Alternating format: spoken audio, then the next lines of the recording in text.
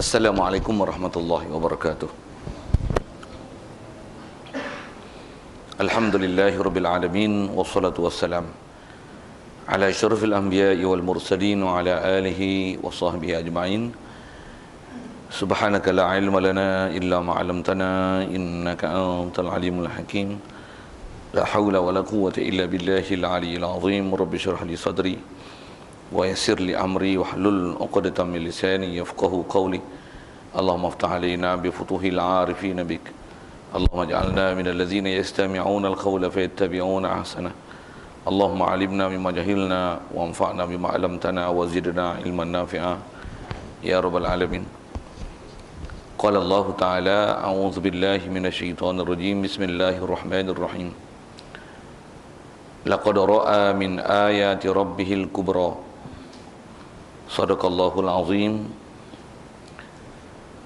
Wa qala sahibul jawhara Imamu Ibrahim Al-Laqani, wajzim bi mi'rajin nabi kama rawaw. Yang berusaha pengacara majlis Ustaz Syukri, pengurusi Saf Jawatankuasa Surau Ibnu Sina, seterusnya pegawai-pegawai kalau ada lah, imamnya, bilalnya, siaknya, seterusnya pada seluruh hadirin hadirat yang saya hormati sekalian. Pertama sekali marilah kita rasakan syukur, terima kasih kepada Allah Ta'ala. Kesyukuran kita pertama sekali di atas nikmat hidup yang masih diberi, yang hidup kita pula dilahirkan kita di kalangan orang Islam. Bila mak ayah kita Islam, maka Islamlah kita. Syukur kita dapat Islam, dan lebih-lebih lagi syukur kita Islam yang Allah Ta'ala beri ke kita. Bukan saja Islam baka dan keturunan yang ramai di kalangan orang Islam kita, bukan saja di Malaysia, bahkan seluruh dunia, yang Islamnya hanyalah Islam baka dan keturunan saja. Syukur banyak-banyak yang Allah Ta'ala mudahkan kita dan lorongkan kita ke majlis-majlis ilmu. Antaranya majlis ilmu yang seumpama yang sedang kita hendak melaksanakannya ini, hendak membicarakan bab akidah, khusus tentang peristiwa Isra' dan Mi'raj. Jadi Allah Ta'ala telah mudahkan kita datang ke majlis ilmu. Di lapangan dada kita diberikan kesempatan kita, dan insya-Allah dengan ilmu-ilmu tersebut dapat kita membenarkan semua ajaran yang dibawa datang oleh Nabi kita Muhammad sallallahu alaihi wasallam. Dan dengan maklumat yang kita perolehi, yang telah perolehi, yang bakal perolehi, kalau ada yang silap dapat kita betulkan, kalau dah betul kita mantapkan dan kukuhkan, supaya kita benar-benar di atas akidah yang betul, yang tepat, macam mana yang diajar oleh Nabi kita Muhammad sallallahu alaihi wasallam, yang umumnya disebut dengan istilah aqidah ahli sunnah wal jamaah. Jadi dengan kita mempelajari apa yang dibawa datang oleh baginda Nabi kita Muhammad sallallahu alaihi wasallam, dan seterusnya membenarkan apa yang dibawanya itu, tidak ada apa-apa yang kita tolak. Bahkan kita terima dengan sepenuh hati, menerima dengan sepenuh hati, terima seterima-terimanya, yakin seyakin-yakinnya terhadap ajarannya. Itulah dikatakan iman. Jadi syukur banyak-banyak kita hidup dalam keadaan Islam, keadaan iman, yang masa yang sama Allah Ta'ala jadikan kita nak taat patuh pada perintah dia, boleh jaga sembahyang 5 waktu, boleh jaga semua ketaatan yang sepatutnya kita taat pada dia dalam masa yang kesibukan mencari nafkah, kehidupan seharian yang tak dapat tidak mesti dicari. Kita pun bersibuk dengan ilmu. Dalam masa yang sama istilahnya boleh kita, Allah Ta'ala jadikan taat, boleh meninggalkan apa yang dilarang, yang dijadikan kita ada keupayaan boleh taat dia, boleh tinggalkan larangannya. Itulah dikatakan taqwa. Sekali lagi syukur kita pada Allah Ta'ala yang Allah Ta'ala jadikan kita di kalangan orang-orang taqwa. Syukur juga kesihatan, kelapangan masa diberi. Dengan itu saya sendiri khususnya dapat hadir ke surau ini, walaupun tak jauh daripada tempat yang selalu saya datang, tapi ini kali pertama lah jejak kaki ke surau ini. Syukur kita dapat kesempatan itu dan bertemu dengan tuan-tuan, dan ada sebahagiannya yang dah kenal, ada yang tak kenal lah. Jadi kenal tak kenal tu satu hal. Macam mana syukur kita pada Allah Ta'ala di atas kesempatan yang diberi pada kita, dan diberikan kita pula keupayaan, kekuatan untuk berada dalam surau yang begitu indah, yang begitu selesa ini. untuk kita membicarakan bab akidah, dan lorong pun telah diberi oleh pengacara majlis dengan memberikan pintu seluas-luasnya pada saya untuk membicarakan Isra' Mi'raj tu. Jadi insya-Allah kita manfaatkan masa yang ada ini untuk mengambil manfaat peluang yang kita dapat ni, insya-Allah. Jadi kita syukur di atas semua nikmat itu hadirin sekalian, yang insya-Allah pada malam ni khusus kita bicaranya tentang Isra' dan Mi'raj. Dan insya-Allah format perjalanan majlis kita macam mana kalau orang yang telah biasa ikut perjalanan majlis yang saya kendalikan, kita akan berjalan begini, insya-Allah sedikit sebanyak peristiwa Isra' Mi'raj. Sekali lalulah, kalau nisbah nak sebut semua tu banyak sangat, tapi nak sebut ada poin penting, dan saya nak bagi huraian pun rasanya juga nak fokus pada yang penting-penting. Yang saya kata penting tu terutama dari sudut zaman kita sekarang dan munasabah suasana sekeliling kita. InsyaAllah penjelasan sekitar itu, dan ada selepas itu nanti sesi dialog lah, macam mana telah disebut oleh pengacara majlis tadi. Yang kod saya rasa penting, tuan-tuan rasa tak penting. Yang saya rasa tak penting, tuan-tuan nak tanya hal lain. Jadi tengoklah mana yang nak bagi bertemu, matching tak matching, orang bercakap dengan orang mendengar. Okay. Ataupun mungkin ada penjelasan saya yang tuan-tuan faham macam lain. Tak sama. Ni siapa yang misunderstanding ni? Ustaz ke misunderstanding ke kita ahli jemaah ni misunderstanding ke? Kot pernah dengar kenyataan mufti ke, ahli majlis fatwa ke? Pernah dengar bukan mufti ke? Tak mufti Malaysia ke, mufti kebangsaan ya, tak mufti Perak. Mufti Perak, ingat Perak ke dah. Tak mufti Kedah pun mufti Perak, mufti Malaysia, ataupun Majlis Agama Islam Malaysia, JAKIM, ataupun kita kata kesatuan ulama-ulama Eropah, ulama-ulama sedunia, apa gitu. Pasal zaman ni zaman global, orang yang tak ada maklumat juga. Tapi bila ada maklumat tu kadang-kadang berserabut maklumat, pasal banyak sangat. Jadi sampai tak tahu nak pilih dan nak select mana yang betul dengan akidah, mana yang berserabut. Pasal kita maklumlah, bila kita tidak ada pendidikan yang sempurna dalam bab akidah, kita pula istilahnya tak ada kesempatan pula berguru, bertalaki, jumpa kitab daripada sebuah ke sebuah, daripada awal ke akhir kitab. Kita pun main aci sekolah kebangsaan aja dulu, tak pernah pula dapat pendidikan formal daripada sekolah agama ke pondok ke, tuan guru alim ulama yang kita pergi berjumpa khusus menuntut ilmu, khususnya ilmu akidah yang sedang kita nak bicara ini. Jadi ilmu akidah kita berdasarkan secolek lah, bohpi bahasa gitu. Secolek dalam TV, secolek dalam astro, secolek yang masa duk hidup dengan mak ayah dulu, secolek bergaul dengan kawan. Jadi secolek takut colek kompor itu, kalau nisbah rumah tak cukup bahan tu. Rompong sana, rompong sini, kacau tu. Yang itulah kot, insya-Allah kita manfaatkan, dan begitulah format perjalanan majlis kita pada malam ni. Kerana pun dengan nisbah penjelasan yang saya akan beri sikit sebanyak ini, kalau tak hujung pun untuk soal jawab tu, kalau saya bagi peluang tadi, nanti kalau saya kata ada soalan, tuan-tuan boleh kemukakan soalan tu lah. InsyaAllah kita berjalan di atas format itu. Jadi hadirin sekalian, pertama sekali Isra' Mi'raj, rasanya saya nak sebut gini dulu. Dia ada dua perkara, Isra' Mi'raj. Sekali lalu dengan definisi secara mudahnya, pasal kalau kita dah setiap tahun kerap kali mendengar pengajian Isra' Mi'raj ni, rasanya bukan kali pertama lah kita dengar. Macam mana pun takut ada orang kadang-kadang dengar je, tapi dengar gitu lah, bukan dengar apa yang sepatutnya dia dengar. Okay. Jadi kalau tuan-tuan tak pernah dengar macam mana yang sepatutnya dia dengar pun, dengarlah sekali lalu nak sebut. Baik, ada dua perkara Isra' Mi'raj tu. Isra' ni saya bagi definisi mudah tak? untuk beri faham makna tu, Isra' adalah perjalanan di malam hari ya Allah SWT perjalankan Nabi kita Muhammad sallallahu alaihi wasallam daripada Mekah ke Masjidil Aqsa di Palestin dengan menaiki Buraq. Itu sekali lalu takrif Isra'. Mi'raj maksudnya adalah perjalanan daripada Masjidil Aqsa naik ke langit hingga Nabi kita Muhammad sallallahu alaihi wasallam bertemu dengan Allah Taala, menerima secara fokusnya, benda besarnya menerima kefarduan sembahyang fardu 5 waktu. Lepas tu turun semula ke Masjidil Aqsa dan balik ke Mekah. Jadi perjalanan daripada Masjidil Aqsa ke atas, itulah dipanggil Mi'raj.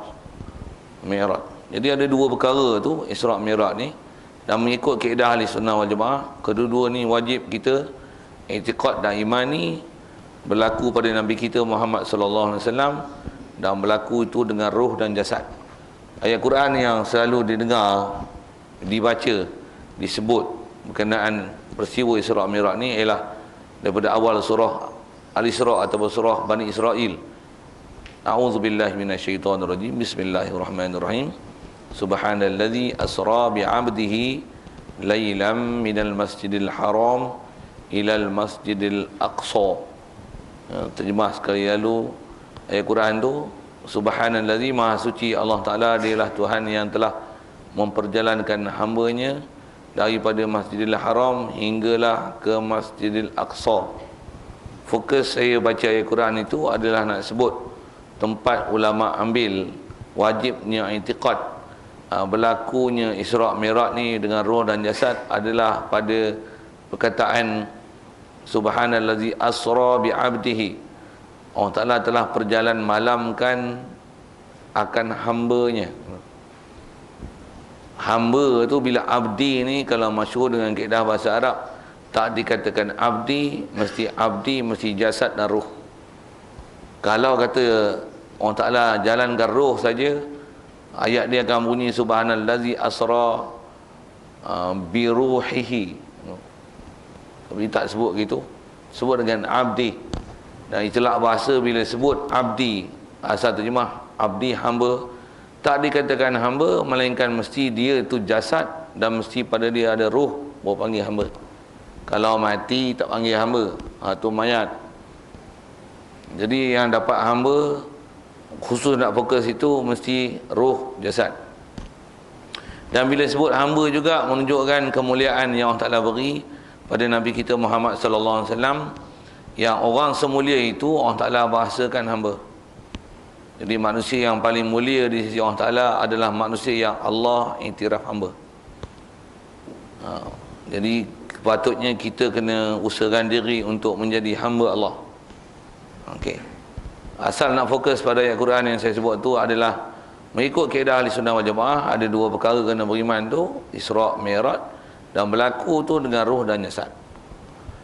Siapa-siapa yang mengiktikadkan hanya dengan roh saja, tu keluar pada kaedah Ahli Sunnah wal Jamaah. Kerana keluar dengan roh saja, keluar berjalan dengan roh saja, itu tak, istilahnya benda pelik luar biasa yang nama mukjizat. Sedangkan sepakat ulama Ahli Sunnah wal Jamaah mengatakan bahawasanya Isra' Mi'raj ni dia ialah salah satu daripada mukjizat yang Allah Ta'ala beri pada Nabi kita Muhammad sallallahu alaihi wasallam. Jadi bila sebut mukjizat, mengikut takrifan ulama, tak dikatakan mukjizat, melainkan mukjizat ni mestilah dia amrun khariqun lil adah. Dia ialah perkara pelik yang mencari adat, yang menyalahi proses cause and effect, hukum sabab dan musabab. Jadi kalau hanya berlaku dengan perjalanan roh, jangan kata Nabi Muhammad, kita pun berjalan dengan roh lagi jauh pada tu. Ada orang mimpi nampak kapal terbang emas MH370. Okey. Okey, sikit saya sebut tu, tak syarah panjang tu kan. Saya sebutlah. Jadi maksudnya ada orang lagi hebat lah kan. Jadi kalau takat dengan roh ni, ada orang yang boleh terbang pergi ke arash, pergi ke syurga. Kalau dengan roh, itu tak dipanggil benda yang mencari ke adat. Jadi untuk nama mencarikan adat yang menyalahi proses sabab dan musabab, mestilah berjalan dengan ruh dan jasad. Barulah dipanggil mukjizat. Jadi sepakat ulama mengatakan mukjizat peristiwa Isra' dan Mi'raj ni, jadi siapa-siapa yang mendakwa bahawasanya berlaku dengan roh saja adalah keluar pada akidah Ahlussunnah wal Jamaah. Kita di Malaysia ni mungkin tak pernah dengar lah ada orang sebut gitu, tapi jangan tak tahu tuan-tuan. Takut ada, dan satu hal, kalau ada pun kita dah bersedia, buah dah bola tanggung lah, sepak buh, siap. Okey, sajalah sebut gitu. Jadi itu perkara pertama yang kita wajib faham tentang perjalanan Isra' Mi'raj itulah. Isra' Mi'raj ni kalau kita belajar atas apa sebut ulama adalah kalian, bila kita belajar dengan dia, sebenarnya kita perlu mengkaji tak kurang daripada 10 ilmu. Pasal bila sebut Isra' Mi'raj, kalau sebut dengan ayat Quran sendiri, belajar Isra' Mi'raj maksudnya belajar ilmu tafsir. Satu. Isra' Mi'raj juga dipanjangkan ceritanya dengan sabdaan Nabi SAW. Belajar Isra' Mi'raj juga belajar ilmu hadis. Dua dah. Bila sebut Isra' Mi'raj, di atas saya sebut atas kaedah akidah hari, maksudnya belajar Isra' Mi'raj, belajar ilmu tauhid. Belajar Isra' Mi'raj juga antaranya menerima kefarduan sembahyang dan beberapa perkara yang Rasulullah nampak nanti. Yang sekali lalu kot saya sebut perkara itu, belajar hukum fiqh. Peristiwa Isra' Mi'raj juga rasanya kalau kita biasa dengar, Rasulullah sebelum diperjalankan dia telah dibawa ke telaga Zamzam, kemudian dicuci hatinya hingga bertemu dengan Allah Ta'ala, isyarat kepada belajar ilmu tasawuf, bersihkan hati, dan matlamatnya adalah menuju ke Allah Ta'ala dengan pembersihan jiwa awal lagi hingga ke akhir. Ada ilmu isyarat, ilmu tasawuf itu ada juga. Dan bila belajar Isra' Mi'raj, maksudnya Isra' Mi'raj ni sebahagian daripada perjalanan hidup Nabi kita Muhammad sallallahu alaihi wasallam. Maksudnya belajar Isra' Mi'raj ialah belajar sirah, belajar sejarah yang berlaku dalam kehidupan Nabi kita Muhammad sallallahu alaihi wasallam. Itu kalau sebut satu tu banyak benda tu. Dia ada sebagian ulama membicarakan tak kurang daripada 10 lah. Kalau khusus saya sebut tadi subhanallazi, ada istilah subhana, mengajar dari si kaedah lughah ada situ. Apa dia? Setiap apa-apa benda yang pelik dan mencari adat yang kita rasa takjub dan menyalahi proses hukum sabab musabab, antara expression yang disuruh kita sebut adalah subhanallah. Subhana. Itu kalau tengok konteks lughah tu banyak benda kan. Tu asra bi abdihi, asalnya asra abdahu, tapi asra bi abdihi, belajar bab nahu, dia ada ba ziyadah taukid, menunjukkan memang Allah Taala berjalankan sungguh-sungguh Nabi kita Muhammad sallallahu alaihi wasallam dengan ruh dan jasad. Tuan-tuan tak belajar ilmu tata bahasa Arab, tak faham saya sebut tu. Dia susah sikit tu. Pasal nak sebut pembahasan tu, dia kata ilmu tauhid ada, ilmu tasawuf ada. Satu, bila kita perhati satu-satu tu, maksudnya yang kisah Isra' Mi'raj ni sering disebut belak tu ada benda besar, dan antaranya mengajar kaedah asas yang memang cukup asas dalam akidah.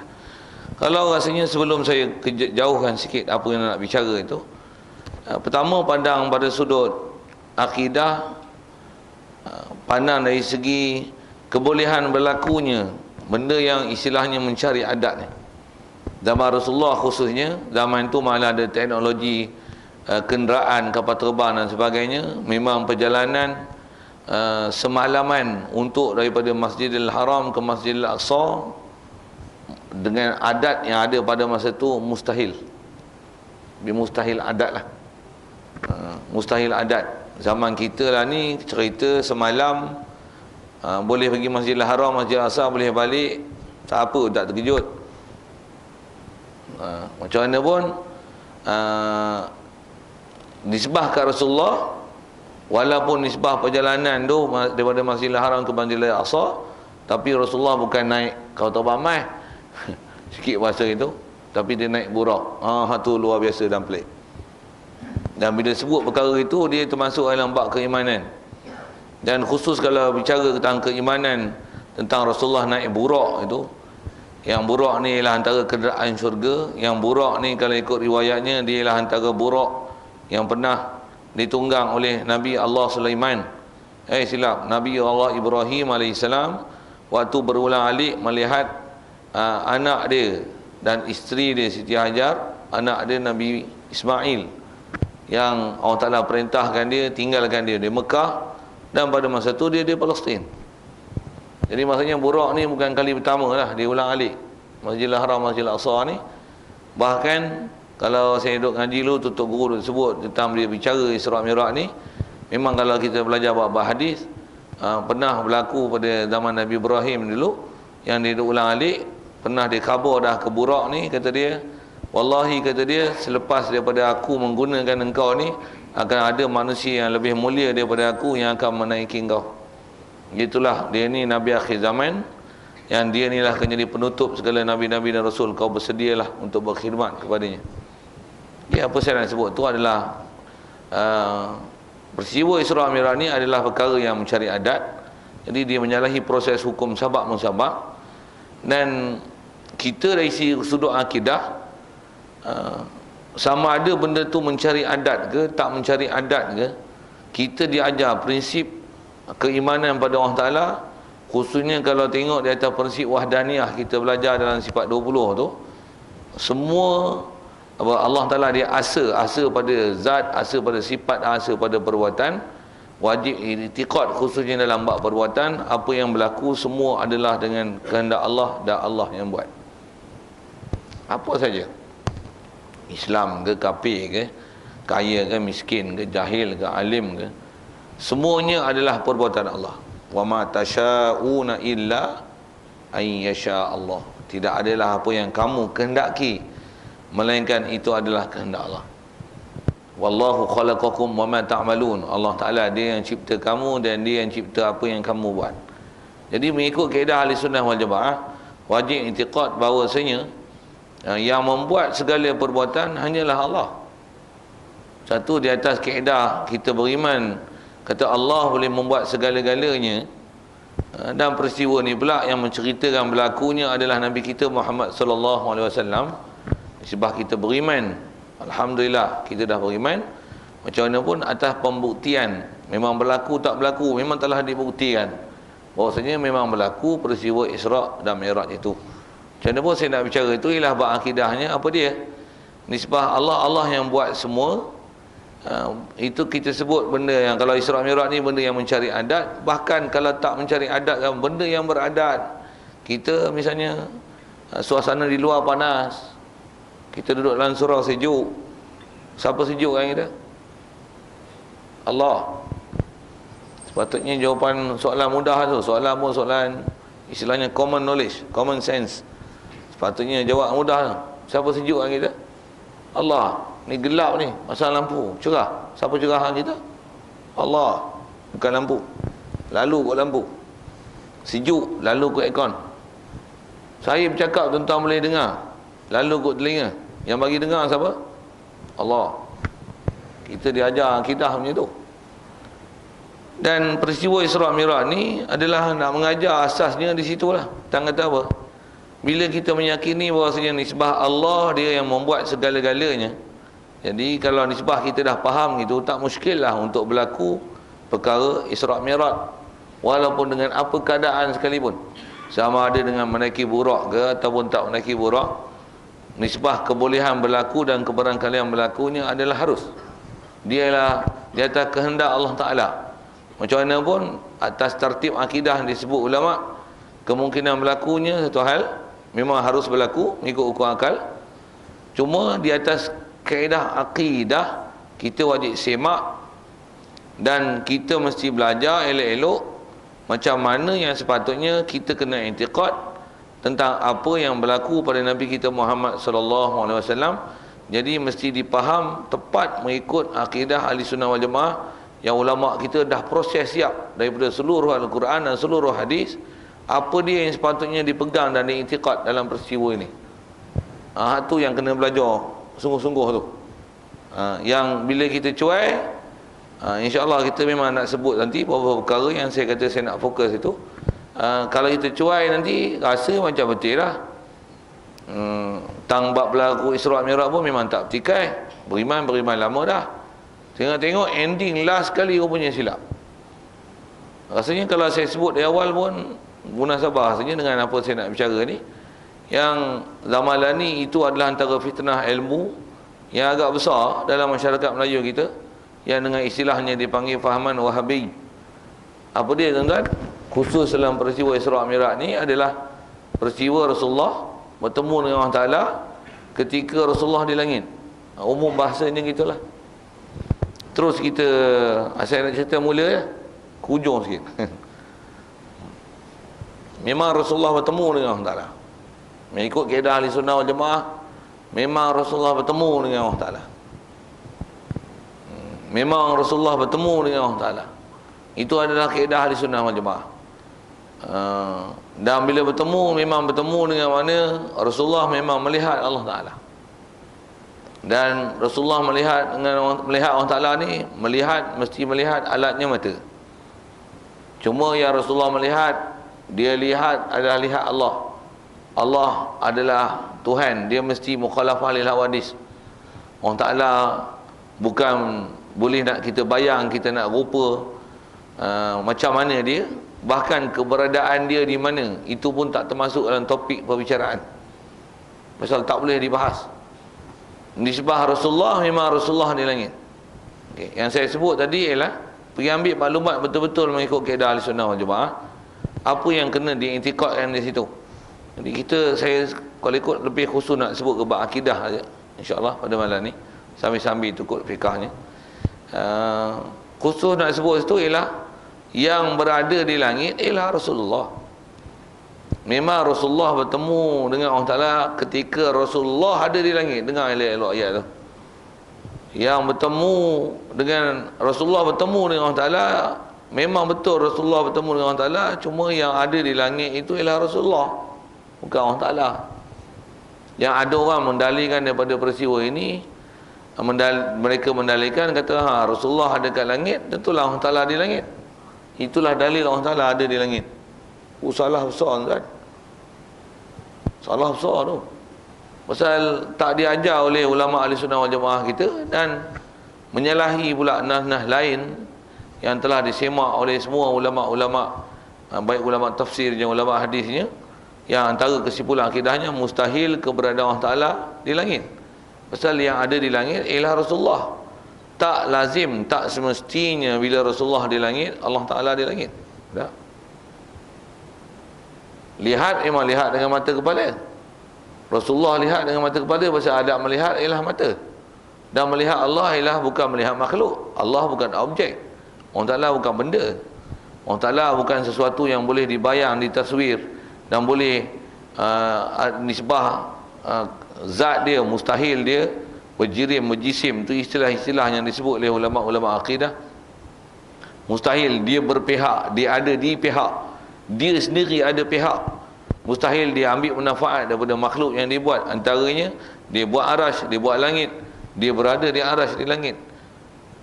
Semua tu perkara mustahil untuk dinisbah pada Allah Ta'ala. Yang ada di langit ialah Rasulullah. Itu betul. Nak sebut kaedahnya tak mana? Tak semestinya bila Rasulullah di langit, Allah Ta'ala di langit. Tidak. Macam mana atas maklumat yang rasanya kalau kita belajar bab akidah ni tak asing pada kita. Apa dia? Setiap ahli syurga nanti boleh melihat Allah Ta'ala ketika ahli syurga dalam syurga. Betul? Bila ahli syurga duduk dalam syurga melihat Allah Ta'ala nanti, soal, ahli syurga kat mana? Tu tak boleh jawab. Kalau saya sekeh kepala lagi. Saya punya bahasa ada bahasa kasar itulah tuan-tuan. Tuan-tuan tak bisa dengar saya punya cakap ni. Garang juga ustaz ni. Garang tak garang. Saya punya bahasa macam tu lah. Sekeh kepala, takkan terang macam tu punya soalan punya simple tak boleh jawab kan. Ahli syurga duduk dalam syurga, tu lah ahli syurga, duduk di syurga lah. Ahli syurga melihat Allah Ta'ala ketika ahli syurga dalam syurga. Soal, bila ahli syurga dalam syurga melihat Allah Ta'ala, Allah Ta'ala beri keupayaan pada ahli syurga untuk melihat Allah. Soal, Allah kat mana?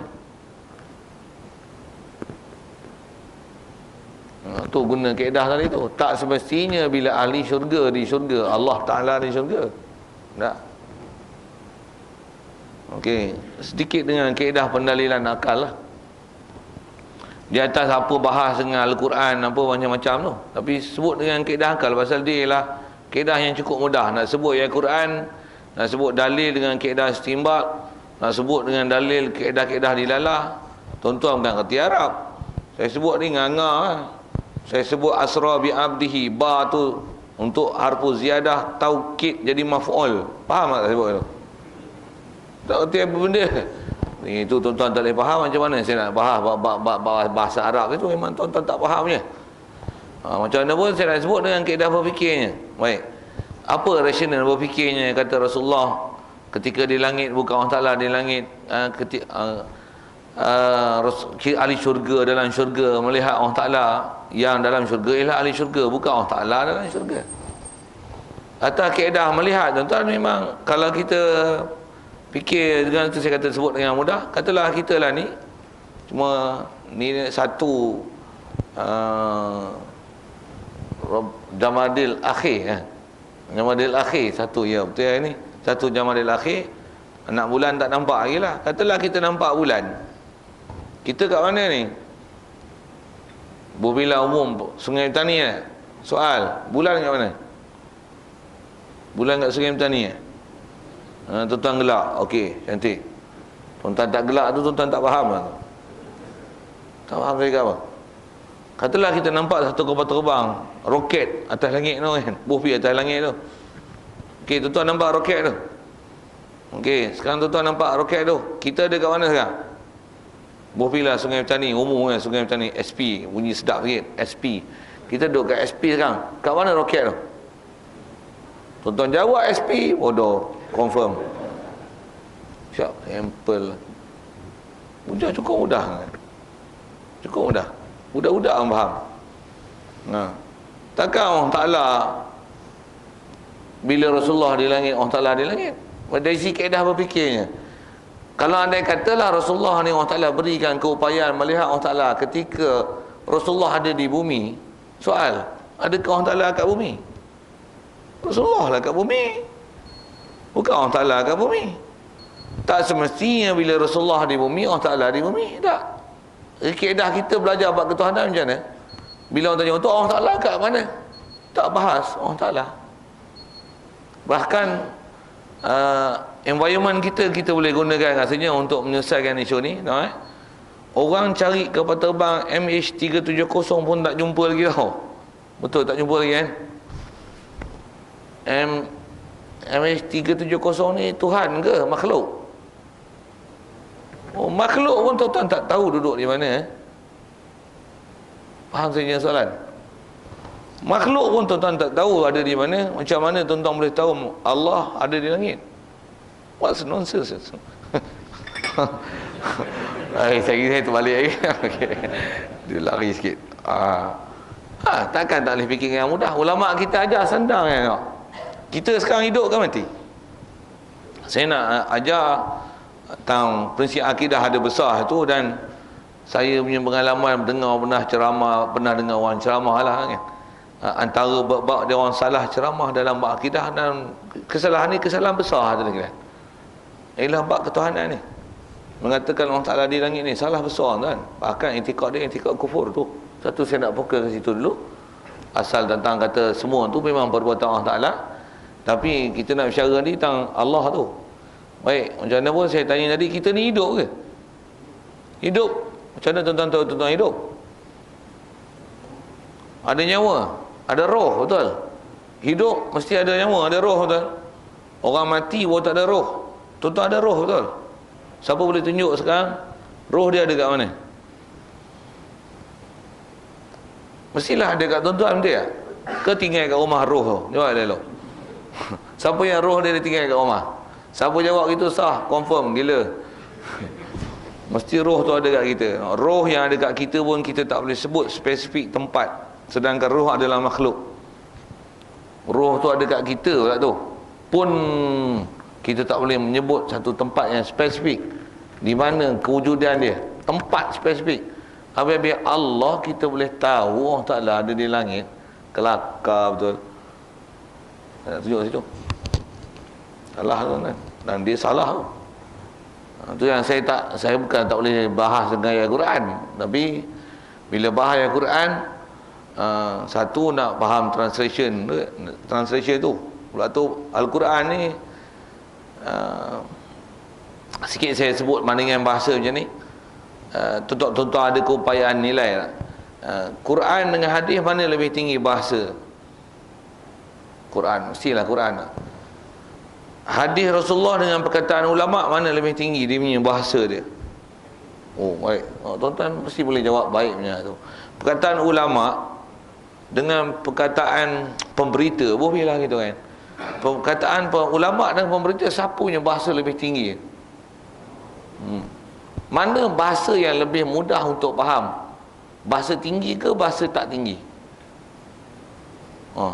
Pandai tak? Bahasa tinggi mudah faham ke bahasa tak tinggi mudah faham? Bahasa tak tinggi lah mudah faham. Yang high level ni, kalau kita tak cukup skill, tak faham tu kan. Tu saya sebut. Itu saya sebut bahasa Arab tau. Pemberita Arab ni, bahasa Arab dengan kitab Jawi, tuan-tuan mudah baca mana? Betul. Jawi tak ada baris, tuan-tuan boleh baca, betul tak? Dengar saya sebut. Quran ada baris pun kadang baca tak betul, betul tak? Jawi tak ada baris pun boleh baca, betul tak? Tapi dengar tuan-tuan, kalau saya bagi kitab Jawi tambah Jawi klasik, tuan-tuan boleh baca tau. Dengar saya tanya tuan-tuan baca boleh tau. Tapi ada tempat nanti tuan-tuan baca, tuan-tuan tak faham, betul tak? Kalau tuan-tuan bahasa Melayu Jawi, tuan-tuan pun orang Melayu tau. Baca boleh pun tak faham. Macam mana nak baca pemberita Arab yang bahasa Arab tak ada baris? Lagi susah faham. Nak perkataan ulama, lagi susah faham. Hadis, lagi susah faham. Quran, yang tu yang saya nak sebut. Saya kata susah faham tu, susah faham macam mana? Susah faham nak ambil hukum hakam tu susah. Satu, ada orang dia boleh baca Quran 30 juzuk. Kalau saya tanya gini, semayang kita makmum, datang lambat, imam rokok, kita rokok, betul tak? Fatihah tak payah baca tak? Kita belajar tu bab masbuk muafiq kan. Di mana ayat Quran yang mengajar masbuk muafiq tu? Jawab tak? Tumpah. Susah cari tuan, cirit cari tu. Mana ayat Quran? Tak ada pun. Dalam Quran ada tak sebut masbuk muafiq? Ada? Ada kan? Macam mana ulama boleh faham masbuk muafiq daripada Quran hadis? Baru tengok kita tumpah tak tumpah tu. Kenapa ulama fokus dekat rokok? Kenapa tak pada sujud? Kenapa tak pada takbir? Kenapa tak rokok tu? Bila rokok, dapat rokok, tumanina, Fatihah tak payah baca. Kenapa? Saya nak jawab. Ulama dah jawab lama kan. Cuma kita kadang-kadang walaupun ilmu Arab tak tinggi, tapi kalau saya sebut bukan ni, tuan-tuan boleh fokus. Tapi kena ngaji banyak sikit lah. Quran sebut macam mana? Warka'u ma'ar raki'in. Terjemah ni macam mana? Rokoklah bersama dengan orang rokok. Apa maksud? Maksud rokok tu semayang lah bersama dengan orang semayang. Apa maksud? Saya nak tunjuk maksud tu. Apa maksud? Berjemaah lah weh. Itu maksud dia. Sebab apa sebut rokok? Pasal rokok sebahagian daripada rukun solat. Kenapa sebut rokok? Tentu ulama ambil faham, menunjukkan rokok adalah tempat bertitik tolak untuk keberhasilan rakaat antara makmum dengan imam. Itu ayat Quran. Hadis mana pula? Bukhari macam ni, Muslim macam ni, Ibnu Majah macam ni, macam ni, macam ni, macam ni. Berapa tahun tuan-tuan nak ngaji tu? Satu ngaji pekah je lah. Tu baca hukum, ni peraturan. Tu pun tak ngaji. Sikit saya nak sebut itu. Saya nak kata apa tuan? Kalau tuan-tuan memang mengaji betul, duduk sekolah kebangsaan tu, bukan sekolah kebangsaan, memang sekolah Arab, belajar betul-betul daripada kecil, daripada bawah umur darjah 6 sampai sekolah SPM tu 11 tahun tu ngaji agama semua. Ngaji gitu. Yang ni ngaji agama 30 minit seminggu 3 kali. Cuti sekolah, cuti semester, penggal 1, penggal 2, penggal 3, dengan tak ambil SPM nya, Quran tak boleh baca, pilih lukisan pula, out. Sikit saya sebut itu. Okey, saya nak cerita apa tu? Nak cerita keupayaan dari segi nak ambil faham pada Quran hadis. Sikit lagi kalau saya sebut ni, zaman kita lah ni tuan-tuan, memang digemburkan bahasa balik pada Quran dan hadis. Sebenarnya dia bukan mengajar balik pada Quran dan hadis, dia hanya balik kepada terjemahan Quran dan hadis. So yang apa-apa sikit bid'ah. Pasal kata tak ada dalam hadis. Ada, tapi ada tak ada dalam lafaz, tapi ada macam saya sebut tadi, warka'u ma'ar raki'in. Yang tu ulama dulu faham bahasa Quran halus-halus tuan-tuan. Quran 30 juzuk dengan hadis yang kalau kita baca terjemah pun tak ada apa-apa yang kita faham tuan-tuan. Dia orang boleh keluarkan fiqh situ, dia orang boleh keluarkan tauhid situ, dia boleh keluarkan tasawuf situ, dia boleh keluar qiraat situ, dia boleh keluarkan ilmu nahwu situ, saraf situ, balaghah situ. Tak kurang daripada 15 ilmu tuan-tuan dia orang boleh keluar dari sisi sudut Arab dan syariat saja. Kita baca pun tak boleh. Baca pun tak boleh. Macam pun saja nak sebut tu tuan-tuan, nak tunjukkan ilmu Islam ni sangat luas dan jangan tak tahu. Makin belakang kita ni makin nipis ilmu dan makin orang tak erti lah. Baik, saya saja kesyarah sana sikit pasal nak sebut hukum akal yang saya tunjuk sekali lalu tadi, mustahil keberadaan Allah Ta'ala di langit. Yang di langit ialah Rasulullah. Tak semestinya bila Rasulullah di langit, Allah Ta'ala di langit. Tidak. Bahkan kalau satu hujah mudah, apa dia? Kalau mengiktikadkan Allah Ta'ala di langit, jawab soalan tadi no. Langit ni siapa buat? Allah buat ke memang langit Allah ada, langit ada? A, B. A ada. Allah yang buat langit ni. Bila Allah buat langit, kalau dia duduk di langit, apa faham? Dia ambil manfaat daripada langit yang dia buat. Sama ada bahasanya langit ke, aras ke, kursi ke, tak kira lah makhluk yang dia buat. Kalau dia ada ambil manfaat, dia bukan Tuhan. Maksudnya dia tak sempurna, pasal dia ambil manfaat daripada makhluk yang dia buat. Subhanallah. Subhanallah. Okey. Itu kalau ikut ialah benda besar yang nak fokus awal-awal ni. Khusus saya sebut tadi, nak fahamkan ajaran akidah daripada peristiwa Isra Mi'raj. Apa dia? Wajib i'tiqad setiap perkara yang namanya mungkin boleh berlaku, walaupun benda tu mustahil dari si hukum adat. Adatnya pasal Masjidil Haram, Masjidil Aqsa, apatah lagi yang daripada Masjidil Aqsa naik ke langit turun, itu memang di luar keupayaan manusia. Masjidil Haram, Masjidil Aqsa, itu boleh. Tapi daripada Masjidil Aqsa naik ke langit turun, di luar keupayaan manusia. Manusia kalau yang duk teropong tu tuan-tuan, ahli-ahli astronomi itu, dia teropong bintang tuan-tuan, dia kata kita nak pergi bintang ni, dia menggunakan sangkatan dengan kira tahun cahaya.